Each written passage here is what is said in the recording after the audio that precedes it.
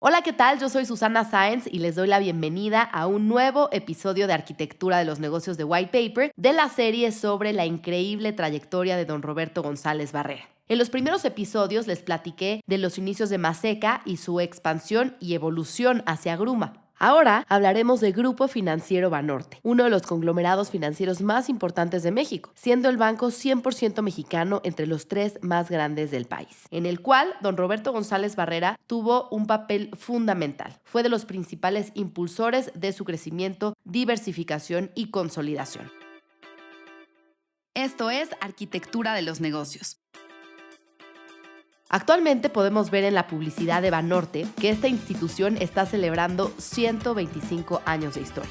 A mediados de los años 90, cuando don Roberto adquiere Banorte, era un banco que contaba con una red de alrededor de 150 sucursales en 11 estados de la República. Hoy es un banco con más de 1,200 sucursales y tiene presencia a nivel nacional. Pero vamos atrás en el tiempo. La historia de Banorte empieza a finales del siglo XIX en Monterrey, en pleno auge industrial y comercial.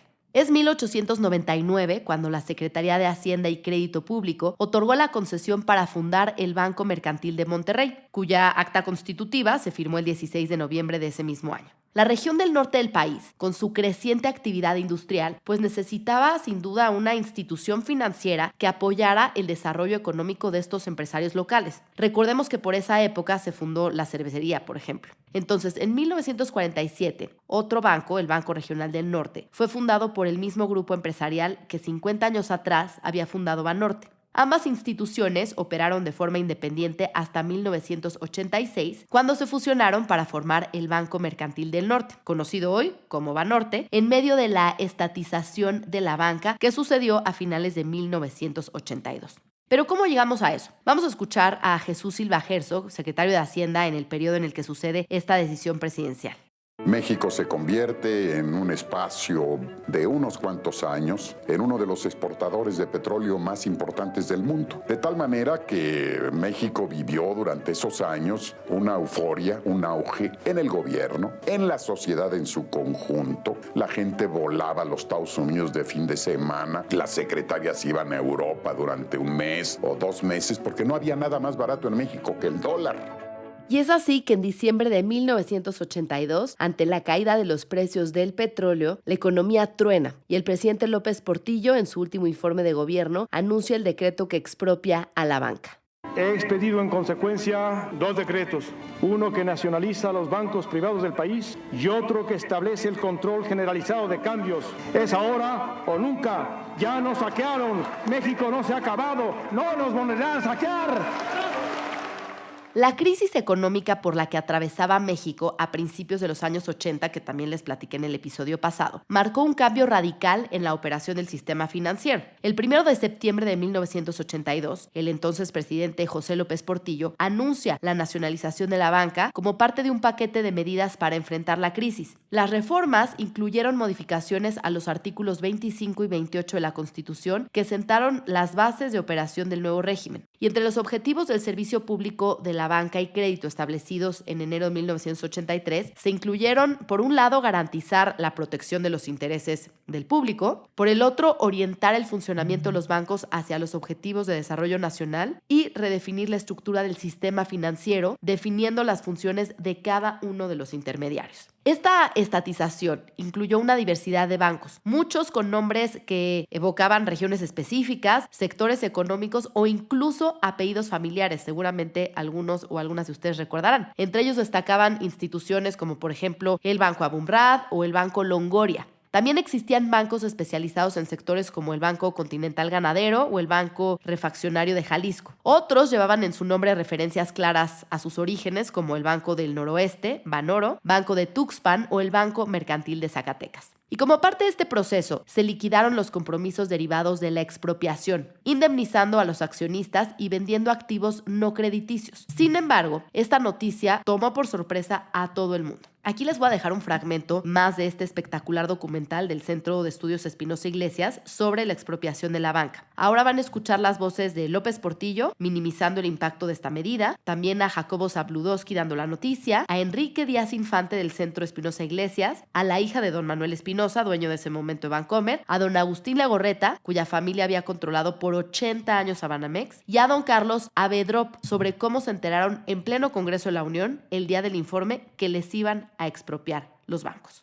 No va a pasar nada, lo único que vamos a cambiar es de dueños, los que nos traicionaron. El presidente de los Banqueros de México dice que las nuevas medidas agravan la crisis y agrega que las apreciaciones del presidente son injustas e infundadas. Manuel Espinosa Iglesias se entera que van a expropiar la banca el día anterior, pero no lo cree. No lo cree porque acababa de estar con López Portillo, había estado reunido con él junto con otros banqueros. El presidente les había mostrado mucha admiración, hasta respeto, decía que la banca estaba funcionando muy bien, y ese día no lo creyó. Él niega que haya habido esa junta, pero hay 50 o 60 testigos de esa junta. Uno de ellos soy yo. Un favor, por ejemplo, que le piden a Agustín Legorreta de ir a pedir o a platicar con los banqueros internacionales y decirles que las cosas en México iban muy bien. Y bueno, se entera de la nacionalización estando haciendo esa gestión precisamente. Cuando llegué al hotel, una voz misteriosa me dijo que al día siguiente se expropiaría la banca, que me regresara yo a México. Al día siguiente, él se levanta como siempre, se levantaba muy temprano, se levanta a las 7 de la mañana, se empieza a preparar para ir al informe presidencial y le hablan por teléfono que algo está pasando en las calles, que hay mucho movimiento de militares, pues le sorprende, porque no era algo habitual en este país, y decide ir a Bancomer a verlo él personalmente. Llega a Bancomer y está rodeado de militares, y la gente está muy sorprendida en las calles. Él trata de acercarse y no lo dejan entrar. Yo no tenía la menor idea. Llegué al informe presidencial el 1 de septiembre de 82, entré al salón de sesiones a la parte que me tocaba, me siento en mi silla y a los pocos minutos viene a mi lado Joaquín López Dóriga. Me dice, oye, ¿qué pasa con la expropiación? ¿Cuál expropiación? No tenía la menor idea. Me dice, es que hay esto. Y entonces él tenía el informe presidencial que les habían dado a los periodistas esa mañana. De manera que me pasa el informe y yo me entero de esto por López Dóriga y lo leo en el informe.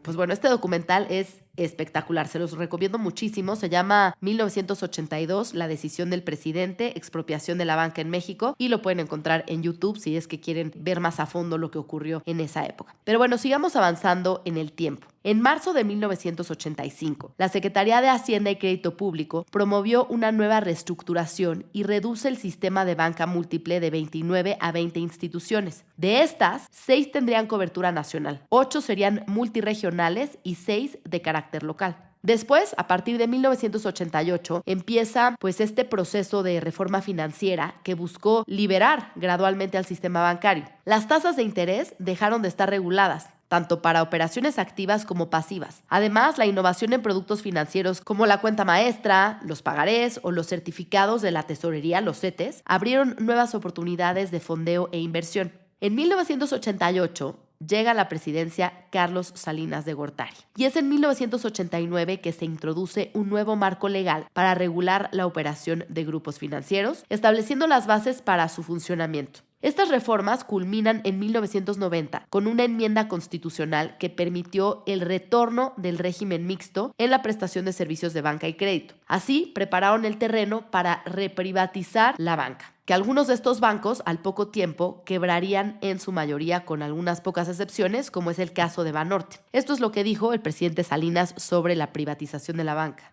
¿Por qué privatizamos los bancos? Mire, cuando yo asumí la responsabilidad de la presidencia de la República, el mayor honor al que como mexicano podía aspirar, el país estaba en una situación social muy delicada.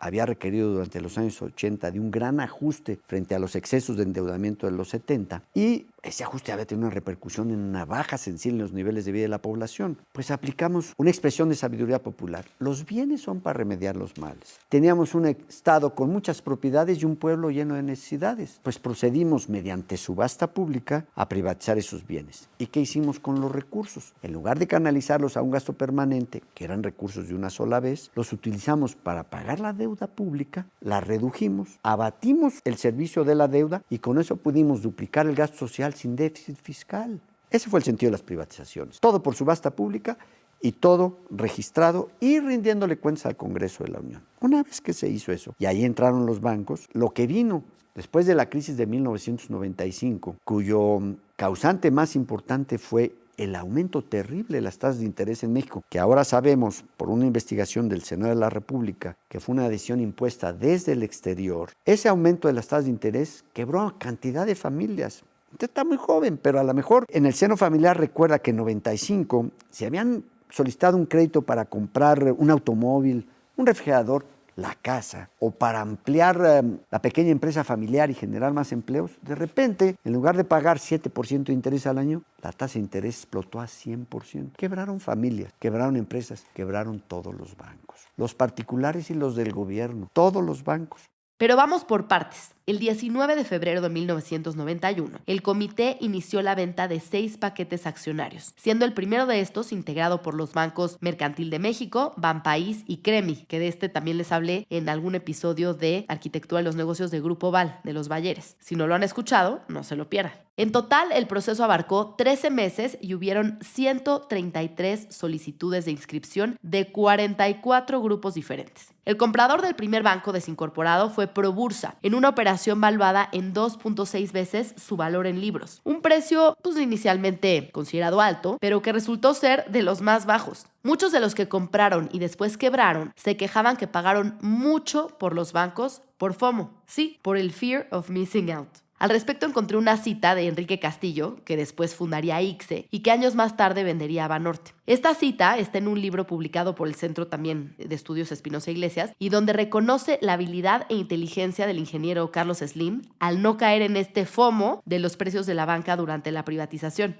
Por supuesto, nunca quedó escrito en ningún documento, pero claramente el mensaje era: hay 18 bancos para 18 grupos, no hay uno más. Te lo decían tal cual. Eso obligaba a los inversionistas a comprar lo que había y sesgaba totalmente la competencia. El valor de escasez, el famoso scarcity value, le metió mucha presión al proceso. Aquí queda de manifiesto una vez más la sabiduría de Carlos Slim. Él dijo: yo no voy a pagar esas cantidades aunque no haya más bancos. Algún día habrá. De nuevo, tuvo razón. Después, el gobierno autorizó la operación de otros bancos, entre ellos Inbursa, que ahora es de Slim.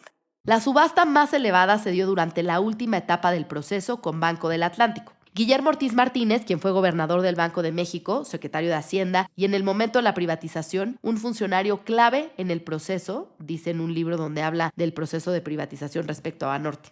Este era y es uno de los bancos exitosos del sistema, rentable, con clientela regional y un elevado capital contable. Por su localización geográfica y su cobertura, no se esperaban muchos grupos participantes, como de hecho sucedió.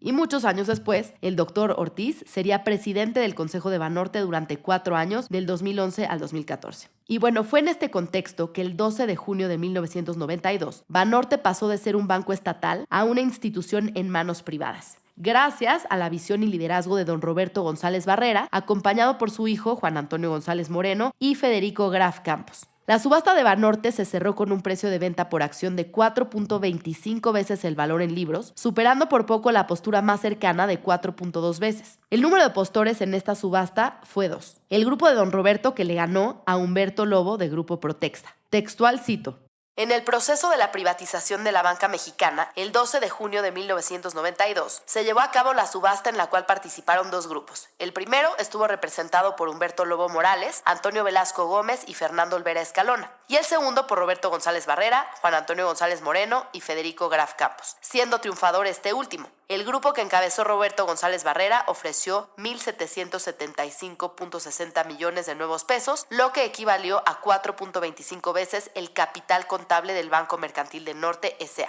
Este resultado marcó el inicio de una nueva era para la institución. El 16 de julio de 1992, un mes después de la compra, el entonces presidente Carlos Salinas de Gortari se reunió con representantes de más de 130,000 inversionistas que participaron en el proceso de reprivatización de la banca. Recordemos que si bien se privatizaron 18 grupos, en muchos casos había 1 o 2 caras visibles, pero existían cientos o miles de inversionistas que entraban al pool. En muchos casos, estos inversionistas son empresarios locales o regionales que tienen la figura de consejeros regionales. Durante este evento, Salinas destacó que el proceso había sido todo un éxito, permitiendo ingresar al erario 13.500 millones de dólares y diversificando significativamente la estructura accionaria. En total, el gobierno federal recibió 37.856 millones de pesos por la venta, con un múltiplo promedio de 3.06 veces el valor en libros, superior al promedio de 2.1 observado en países desarrollados. Pero justo para Banorte, recordemos, se pagó 4.25 veces su capital contable.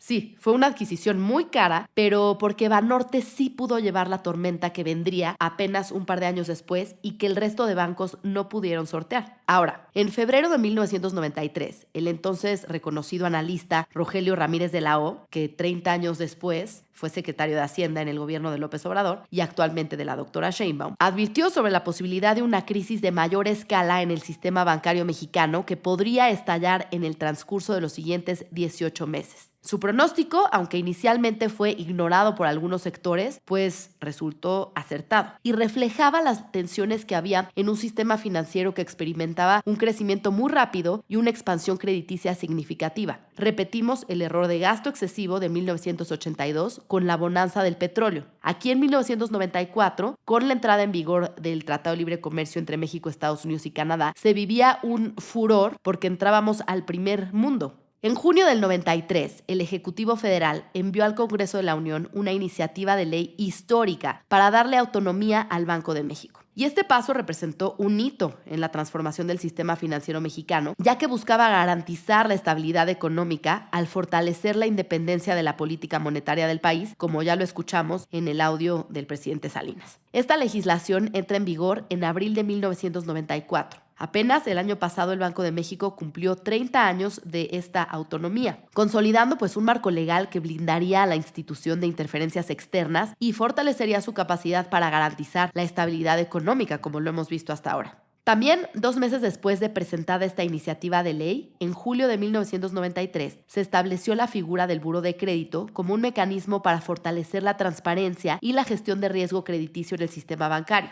Recordemos que el Buró de Crédito en México es propiedad de TransUnion, que de hecho la semana pasada salió la noticia de que 5 de los principales bancos del sistema de Buró de Crédito vendieron su participación a TransUnion. Y bueno, además en México también existe Círculo de Crédito, que fue fundado por socios locales. Y bueno, aunque las reglas para el funcionamiento formal del buró se emitirían hasta febrero del 95, su creación marcó un cambio significativo en la forma de evaluar y otorgar créditos en el país. Sin embargo, íbamos, como dicen, a minute late and a dollar short. Apenas arrancó 1994 y todo se descompuso. El 21 de diciembre de 1994, en el llamado error de diciembre. Tras una pérdida masiva de reservas internacionales, el gobierno decide poner el peso en flotación libre. Y este evento marcó el inicio de un proceso de devaluación que impactaría nuestra economía profundamente, desatando una de las crisis financieras más importantes de la historia reciente del país. Al mismo tiempo, el gobierno de Estados Unidos anunció un paquete de apoyo financiero por $18,000 millones. De este total, la mitad provendría del Tesoro y de la Reserva Federal, mientras que el resto sería aportado por el Banco de Canadá, también por Bank of International Settlements y bancos comerciales. Este rescate fue crucial para contener el impacto de la crisis y estabilizar el sistema financiero mexicano. Se habla que Estados Unidos le entró al rescate porque temían un éxodo masivo de mexicanos en la frontera si la crisis económica continuaba acelerándose. En este escenario, a los pocos meses, la Comisión Nacional Bancaria y Valores ordenó la intervención gerencial de los bancos Unión,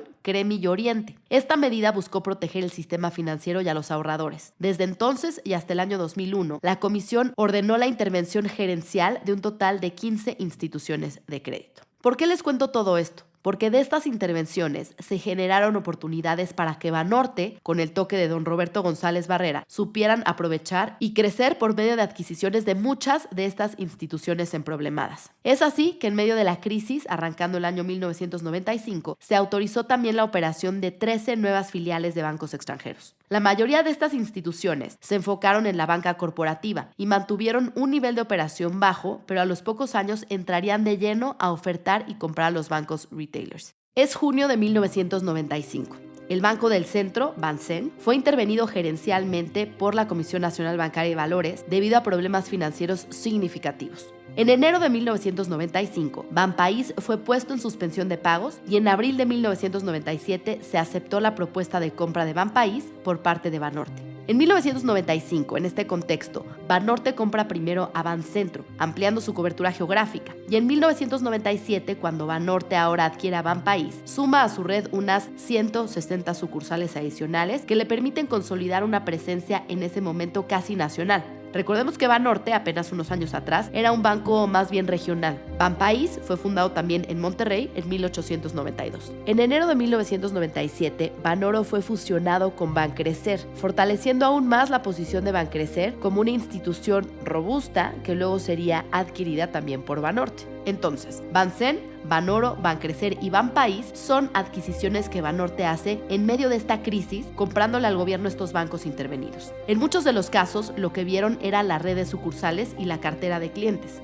Y así, mientras Banorte crece, la mayoría del resto de los bancos se vendían a los extranjeros. En marzo del 2000 empezó este movimiento. Por ejemplo, destacó en esa época la prensa que Nova Scotia asumió el 55% de Inverlat, con el IPAB cubriendo adeudos por 18,000 millones de pesos como parte del acuerdo. En el 2001, Bank of Nova Scotia completó la adquisición de la mayor parte de Inverlat, consolidándose. Esta adquisición marcó el cierre de un proceso que había iniciado en julio de 1995, cuando el FOBAPROA nombró al banco canadiense como administrador de Inverlat. La fusión entre ambas instituciones fortaleció la posición de Nova Scotia en México, que concluyó con lo que hoy conocemos simplemente como Scotiabank. Recordemos que al principio, en estas adquisiciones, los bancos tuvieron nombres duales: Santander Serfín, BBVA Bancomer, Citibanamex. En este mismo año, mayo de 2000, Santander adquirió Serfín, manteniéndolo como una entidad separada hasta su fusión completa en 2005. Justamente el mismo mes, Banamex anunció una oferta de compra hostil por Bancomer con la intención de crear la entidad financiera más grande de América Latina. Sin embargo, esta oferta fue seguida por una contraoferta de BBVA, quien finalmente adquirió un porcentaje importante del capital del grupo financiero Bancomer en julio del 2000. En agosto de ese mismo año, Bancomer cambió su denominación social a Grupo Financiero BBVA Bancomer. Y aquí me surge la duda de qué hubiera pasado si se hubiera aprobado la oferta de integrar Banamex y Bancomer. Entonces, ya estamos en el 2001.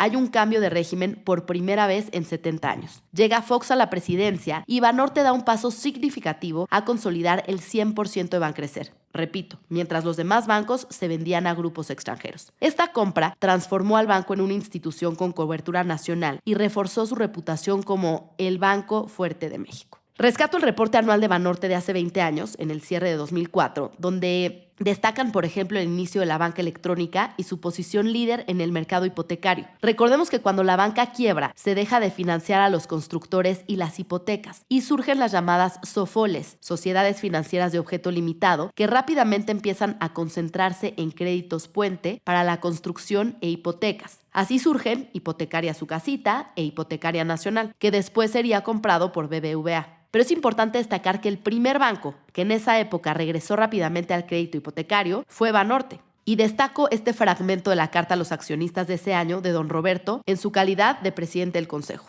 Después de 3 años de lento crecimiento, la economía mexicana mostró una recuperación sostenida a lo largo del año 2004, registrando un crecimiento del 4.4% del PIB. Esto se debió a la combinación de varios factores positivos: un crecimiento más rápido en la economía norteamericana, altos precios del petróleo y un ambiente global favorable, especialmente para los mercados emergentes. La economía mexicana continuó con mercados financieros bastante estables, con niveles de inflación y tasas de interés relativamente bajas que sentaron las bases para el buen comportamiento del sistema bancario en general.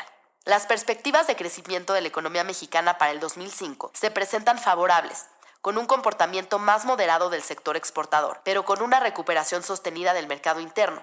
En lo que se refiere al sistema financiero, cabe destacar que en 2004 se registró crecimiento en el crédito bancario como resultado de la consolidación y saneamiento del sistema y del mantenimiento de la estabilidad macroeconómica, abarcando por primera vez en 10 años a todos los segmentos: empresarial, consumo, agropecuario, y creciendo a nivel total, incluyendo el sector público, 10.9% en términos reales. Los retos que enfrenta el sistema financiero mexicano tienen que ver fundamentalmente con el aumento del crédito y el ahorro, así como con la profundización en el nivel de bancarización. Y aquí vemos la importancia que don Roberto visualizaba en ser el banco fuerte que le compite cara a cara a los demás extranjeros. Y continúo para cerrar. En este escenario, Banorte reforzó su estrategia de profundizar en el mercado de menudeo mediante el otorgamiento de créditos al consumo con los más altos niveles de competitividad, consolidando su liderazgo en el crédito hipotecario y reforzando su posición en el crédito de nómina y en el crédito automotriz. También consolidó su posición de líder en los créditos orientados a las pequeñas y medianas empresas e incrementó el apoyo al campo. Les contaba que destacan en este reporte que ese año que inicia la banca electrónica, si pensamos un poco, esto fue hace apenas 20 años, no había smartphones y por tanto ni siquiera aplicaciones móviles. Era una banca electrónica pues muy incipiente que utilizabas en tu computadora y esto nuevamente transformó la industria. Y continuó con la última parte de la carta porque sin duda estos resultados se tradujeron en un excelente retorno de capital y el reflejo en el precio de su acción. Para el 2004 logramos que la rentabilidad sobre capital para nuestros accionistas fuera del 17.5%, lo que en sí mismo es un resultado significativo. Dentro de nuestro presupuesto para el año 2005 esperamos mejorar esta rentabilidad a la vez que nuestros índices de capitalización sigan fortaleciéndose. En general, nuestras metas en todos los indicadores, productos y servicios del grupo financiero presentan un avance. Nuestro mayor compromiso es que estos resultados a favor de nuestros accionistas se puedan conciliar con la oferta a los clientes de un mejor servicio altamente competitivo frente a otras instituciones, lo que implica reducir el costo y elevar la eficiencia operativa de la institución, lo cual se logró durante el 2004, por lo que esperamos seguir cumpliendo con este objetivo. En ese año el director general era Luis Peña, quien también escribe su carta en el informe anual y destaco un breve fragmento. La transformación de nuestra cartera de crédito continuó consolidándose hacia los sectores de consumo, gobierno, agropecuario, así como pequeñas y medianas empresas. Con ello, el grupo contribuye a atender los sectores del país que más financiamiento demandan, en un entorno en que la reactivación del crédito en todas sus vertientes continúa de forma acelerada. Por segundo año consecutivo, Banorte fue el banco que apoyó a más familias con el otorgamiento de créditos hipotecarios. Y también destacó algunas iniciativas que los colocaron a la vanguardia de la creciente competencia, como Mujer Banorte, que fue el primer concepto de banca integral diseñado para las mujeres mexicanas, Banorte Fácil, que era una tarjeta de débito enfocada a bancarizar a segmentos de la población que no tenían acceso a servicios financieros, y Enlace Express, una tarjeta de débito orientada a las familias de migrantes mexicanos que podían recibir remesas de una forma económica y segura. Sin duda, estas iniciativas los mantuvieron a la vanguardia. Y bueno, creo que a veces les decía, parece que podemos aprender mucho de comparar nuestra situación actual y cómo estaba el país y la industria hace 20, 40 o 60 años. Hay cosas que cambiaron de forma radical, como la banca electrónica, que quizá hoy la damos por hecho, pero otras parece que no tanto, como la baja penetración de bancarización en el país. Creo que aún hay mucho por hacer, pero ¿qué les parece este avance que hemos visto, esta evolución a lo largo de los años de la banca mexicana? Déjenos sus comentarios. Recuerden que para nosotros son muy importantes. Pero bueno, sigamos. Y es que hablando de Luis Peña como director, se dice que una aparición en portada en la revista Expansión molestó a don Roberto, y a pesar de sus buenos resultados, eso propició su salida del banco. Y es que don Roberto, al estilo de muchos empresarios en México, siempre quiso mantener un bajo perfil. Y parece que este incidente no fue menor y le causó molestia. Y sabemos que es algo que se mantiene hasta la fecha en el grupo. Y bueno, con este acontecimiento entra de interino Alejandro Valenzuela, que después se iría a Banco Azteca. En esta época, un año antes, además de ofertas de bancos extranjeros por comprar a Banorte, surgió un rumor de fusión con Interacciones. Recordemos que Interacciones era de la familia Hank, encabezada por Carlos Hank Ron, yerno de don Roberto, y él hizo un intento pero no se pusieron de acuerdo. Banorte publicó el siguiente comunicado. Grupo Financiero Banorte desmiente categóricamente la información publicada sobre fusión con Interacciones el 5 de junio del 2003 en Monterrey, Nuevo León. En relación con lo publicado por los periódicos El Norte y Reforma respecto a la posible fusión del Grupo Financiero Interacciones, nos permitimos confirmar lo que en su oportunidad informamos a los inversionistas y a la comunidad financiera en general, que el Grupo Financiero Banorte no ha llevado ni está llevando a cabo ninguna negociación para buscar dicha fusión, ni ha realizado ni está realizando trámite alguno con las autoridades con relación al mismo, por lo que desmiente categóricamente lo mencionado en dichas publicaciones. Conforme a las regulaciones actuales, Grupo Financiero Banorte mantendrá como siempre informando al mercado de cualquier evento relevante que se pudiera presentar.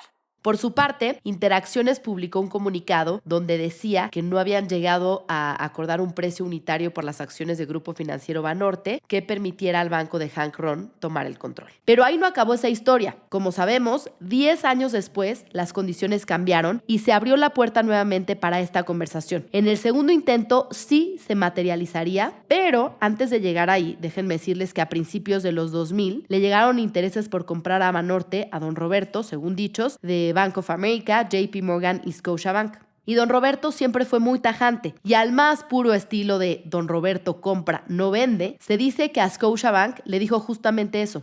Yo soy más grande que ustedes en México, mejor yo los compro a ustedes. Banorte es y siempre será mexicano. Nuestro país necesita instituciones fuertes que entiendan nuestras necesidades y apoyen nuestro desarrollo.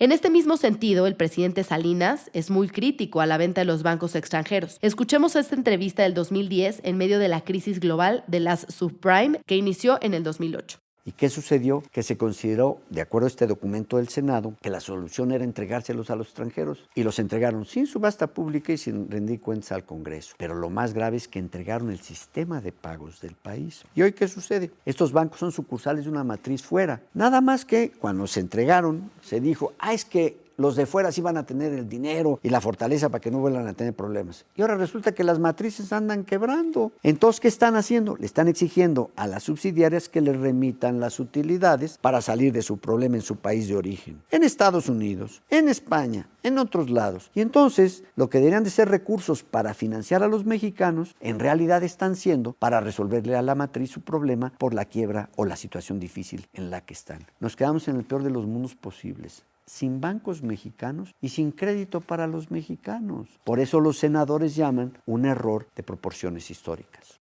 En 2008, nuevamente un banco extranjero, en este caso Santander, pretendía adquirir Banorte, operación que no concluyó porque don Roberto escuchó el consejo de Agustín Carstens y del mismo presidente Felipe Calderón. No entregar el único banco 100% mexicano. Parece que escuchar el consejo de no vender le funcionó 2 veces a don Roberto. Recordemos el episodio anterior cuando a sus 40 años escuchó a don Antonio Ortiz Mena y no vendió Maseca. Y bueno, es en este contexto de no vender y más bien seguir comprando que en el 2010 surge una muy buena oportunidad de comprar ICSE. Hay versiones que dicen que quien llevó esta operación a la consideración de don Roberto fue Patricia Armendáriz, hoy diputada federal, y que fue vicepresidenta de la Comisión Nacional Bancaria de Valores. En ese momento era consejera independiente de Banorte. Se dice que don Roberto le dijo que le llevara cosas que pudieran comprar y que le ofreció incluso un success fee. Hay otras versiones que dicen que Joaquín López Dóriga Jr., el hijo del periodista, quien había trabajado en Banorte y conocía bien a Enrique Castillo y a Javier Molinar, fundadores de ICSE, fue quien propuso la operación porque sabía que el modelo de ICSE para fondear sus operaciones no era sostenible, que no ganaban dinero y que el fallido intento de arrancar otro banco de nicho a la base de la pirámide, el llamado Banco de Uno, que nunca terminó de nacer, les había costado y les seguía costando.